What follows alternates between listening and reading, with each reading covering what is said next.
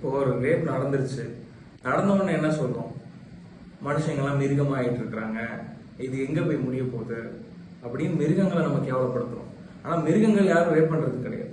அது நமக்கு புரியல. நம்ம என்னைக்காவது ஒரு நாள் மிருகங்கள் ரேப் பண்ணி பார்த்துருப்போமா? அது கன்சென்ட் வாங்கவே பல நாள் ஆகும். அதுக்குன்னு தனி சீசன் இருக்கு. அதெல்லாம் நமக்கு தெரியாது. ஏன்னா நம்ம அதை தாழ்த்துறோம். ஏன்னா நமக்கு கீழே அது அப்படின்ற ஒரு தாட் நமக்கு இருக்கிறதுனாலதான் நம்ம மிருகங்களை விட மோசமா போயிட்டு இருக்கிறாங்கன்ற ஒரு தாட் வருது. ஆனா ரேப் ஏன் நடக்குது அப்படி நம்ம யாரும் நினைக்கிறது கிடையாது. அவன் ஒரு கெட்டவன், அவனுக்கு பைத்தியம், அவன் ஒரு நல்ல மனுஷன் கிடையாது, அவனுக்கு கல்யாணம் ஆயிருந்திருக்காது, அவன் வயசானவனா இருந்திருப்பான் அப்படின்ற ஒரு ஸ்டீரியோ டைபிக் தாட்ஸ் தான் நம்ம கொடுக்குறோம் ஒழிஞ்சு அது அவன் ஏன் அப்படி ஆனா அப்படின்ற நம்ம ஒரு கொஸ்டின் யாருமே கேட்கறது கிடையாது. அப்படி நம்ம பார்க்கும்போது ஆணுக்கும் பெண்ணுக்கும் இருக்கிற சமமான ஆணுக்குரிய சில கேரக்டரிஸ்டிக்ஸ்க்கும் பெண்ணுக்குரிய அதோட தன்மைகளுமே இருக்கும். ரெண்டு பேர்கிட்டயுமே இருக்கும் அப்படின்றதுதான் உளவியல் ரீதியான உண்மை.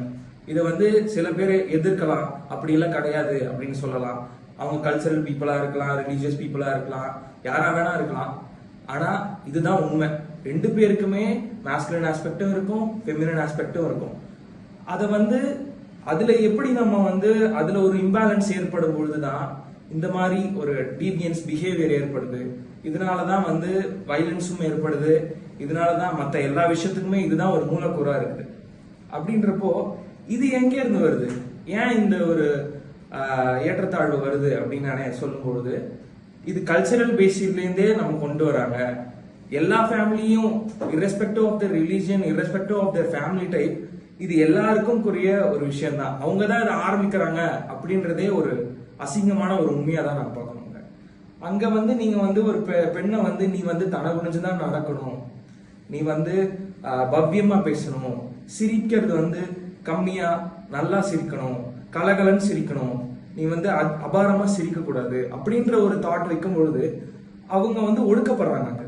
அதே மாதிரி ஒரு ஆண் நீ சிரிச்சு ஜாலியா இருக்கணும், பெண்கள் கூடலாம் சத்தமா தான் பேசணும், அவங்களுக்கு கீழே நீ பேசிடக்கூடாது, அவங்கள நீ மேல பேசிட விடக்கூடாது, அந்த மாதிரி அழக்கூடாது அப்படின்னு சொல்றதுலாம் நீ அழுத ஆம்பளையா அப்படின்னு கேள்வி கேட்கிறோம். இது வரைக்கும் எத்தனை ஆம்பளைங்க அழுகாம இருந்திருக்காங்கன்ற நம்ம நினைச்சு பார்க்கணும். அவங்க கிட்ட கேட்கும்போது அவங்க அழுக கூட முடியாத ஒரு சுச்சுவேஷன்ல இருந்திருப்பாங்க. யாருக்குமே தெரிஞ்சிருக்காது, அவங்களோட ஒய்ஃபு கூட தெரிஞ்சிருக்காது. இங்க அப்படி ஒரு கட்டமைப்புக்குள்ள நம்ம இருக்கிறோம்ன்றப்போ இதுதான் ஒரு மெயின் ரீசன் ரேப்புக்காக இல்ல ஒரு வயலன்சிவ் செக்ஷுவல் பிஹேவியர் அப்படின்றது காரணமே இதுதான்றதுனா உளவியல் ரீதியான உண்மை. இதை நம்ம அதை உடைச்சாதான் நம்ம மத்ததெல்லாம் நம்ம சரி பார்க்க முடியும் அப்படின்ற ஒரு நம்பிக்கையே நமக்கு வரும். இது நீங்க சரி பண்ணாதான் நம்ம அடுத்த கட்டத்துக்குள்ள நம்ம போகலாம். குறைய நீங்க ஒரு ஃபேமிலிக்குள்ளேயே அவங்க அப்பா ஆத்தா கிட்டே இருக்கும்போது நீங்க எப்படி மத்தவங்களை நீங்க சொல்ல முடியும்? அவங்களுக்கு நீங்க எப்படி சொல்ல முடியும் அவங்க அனிமல், அவங்க சரியா இல்ல, அவங்க வில்லன் அப்படின்னு நீங்க எப்படி சொல்ல முடியும்?